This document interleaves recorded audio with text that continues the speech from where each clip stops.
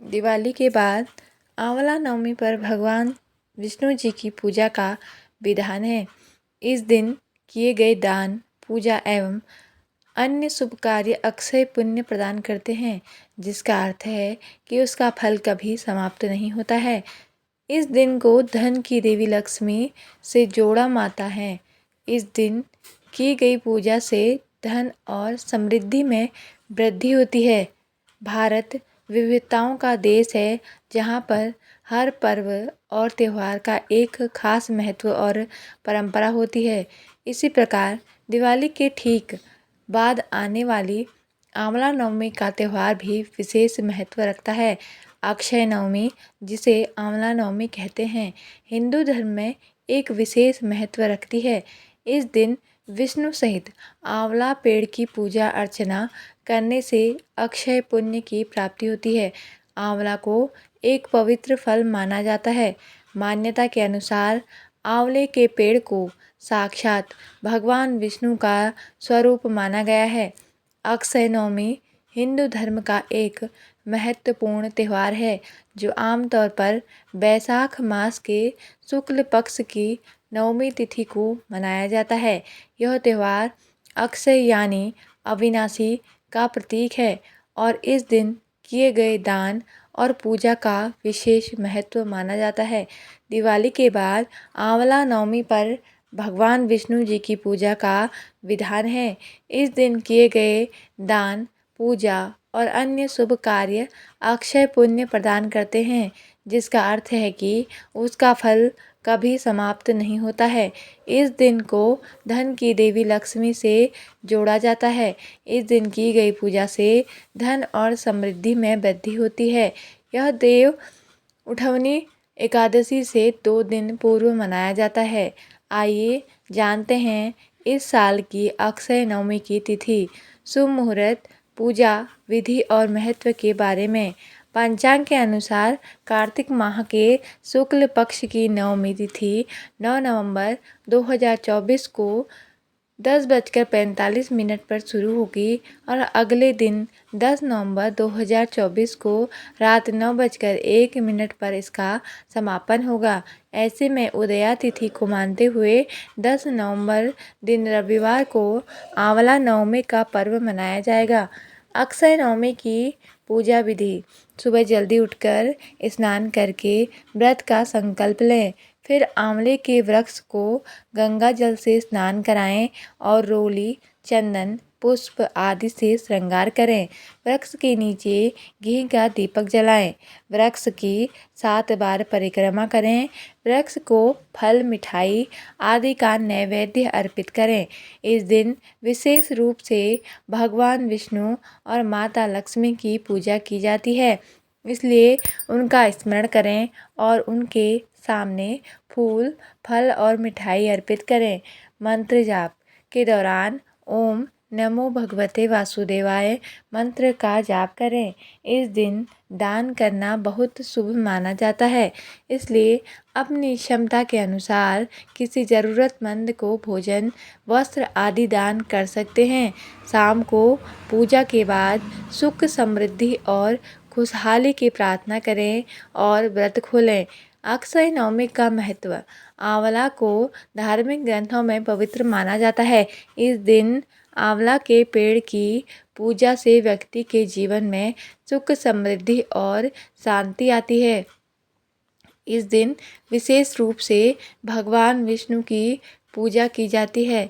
भक्तजन इस खास दिन आंवला के पेड़ के नीचे बैठकर भक्ति भाव से प्रार्थना करते हैं। अक्षय नवमी को पितरों की आत्मा को शांति देने का भी महत्व है। इस दिन श्राद्ध और तर्पण किए जाते हैं, जिससे परिवार के पूर्वजों को श्रद्धांजलि दी जाती है। यह दिन नई शुरुआत के लिए भी शुभ माना जाता है। ज्योतिष शास्त्र के अनुसार व्यवसाय में निवेश या नई योजनाओं की शुरुआत के लिए इसे एक शुभ समय माना जाता है। शनिवार को आंवले के वृक्ष और भगवान विष्णु का पसंदीदा फल की पूजा नगर परिषद सहित ग्रामीण इलाकों के तमाम महिलाओं ने की। जिसमें रक्सौला नगर परिषद के काली मंदिर, गांधीनगर, मौजे मोहल्ला, नागा रोड सहित ग्रामीण इलाकों के महदेवा, सहदेवा आदि जगहों की महिलाओं ने आंवला नवमी को अक्षय नवमी के रूप में मनाया। भारतीय सनातन धर्म के जानकारों के अनुसार इस दिन द्वापर युग का प्रारंभ हुआ था। आंवले के वृक्ष में समस्त देवी देवताओं का निवास होता है, इसलिए इस पूजा करने का विशेष महत्व है। पुत्र प्राप्ति के लिए महिलाओं द्वारा आंवला नवमी की पूजा को महत्वपूर्ण माना जाता है। कहा जाता है कि यह पूजा व्यक्ति के समस्त पापों को दूर कर पुण्य फलदायी होती है, जिसके चलते कार्तिक मास की शुक्ल पक्ष की नवमी को महिलाएं आंवले के पेड़ की विधि विधान से पूजा अर्चना कर अपनी समस्त मनोकामनाओं की पूर्ति के लिए प्रार्थना करती हैं। महिलाएं आंवला नवमी के दिन स्नान आदि करके आंवला वृक्ष के समीप जाकर आंवला वृक्ष के आसपास साफ सफाई करके उसके जड़ में शुद्ध जल अर्पित करें। फिर उसकी जड़ में कच्चा दूध डालें। पूजन सामग्रियों से वृक्ष की पूजन के साथ साथ उसके तने पर कच्चा सूत या मौली की 8 परिक्रमा करते हुए लपेटें। महिलाएं 108 परिक्रमा भी करें। उसके बाद परिवार और संतान के सुख समृद्धि की कामना करके वृक्ष के नीचे ही बैठकर परिवार सहित भोजन किया जाता है। आंवले के वृक्ष में देवी देवताओं का निवास होता है। शनिवार को आंवले के वृक्ष व भगवान विष्णु का पसंदीदा फल की पूजा नगर परिषद सहित ग्रामीण इलाकों के तमाम महिलाओं ने की, जिसमें रक्सौला नगर परिषद के काली मंदिर, गांधीनगर, मौजे मोहल्ला, नागा रोड सहित ग्रामीण इलाकों के महादेव, सहदेवा आदि जगहों की महिलाओं ने आंवला नवमी को अक्षय नवमी के रूप में मनाया। भारतीय सनातन धर्म के जानकारों के अनुसार इस दिन द्वापर युग का आरंभ हुआ था। आंवले के वृक्ष में समस्त देवी देवताओं का निवास होता है, इसलिए इसकी पूजा करने का विशेष महत्व होता है। पुत्र प्राप्ति के लिए महिलाओं द्वारा आंवला नवमी की पूजा को महत्वपूर्ण माना गया है। कहा जाता है कि यह पूजा व्यक्ति के समस्त पापों को दूर कर पुण्य फलदायी होती है, जिसके चलते कार्तिक मास की शुक्ल पक्ष की नवमी को महिलाएं आंवले के पेड़ की विधि विधान से पूजा अर्चना कर अपनी समस्त मनोकामनाओं की पूर्ति के लिए प्रार्थना करती हैं। महिलाएं आंवला नवमी के दिन स्नान आदि करके आंवला वृक्ष के समीप जाकर आंवला वृक्ष के आसपास साफ सफाई करके उसके जड़ में शुद्ध जल अर्पित करती हैं। फिर उसकी जड़ में कच्चा दूध डालती हैं। पूजन सामग्रियों से वृक्ष की पूजा के साथ साथ उसके तने पर कच्चा सूत या मौली की 8 परिक्रमा करते हुए लपेटती हैं।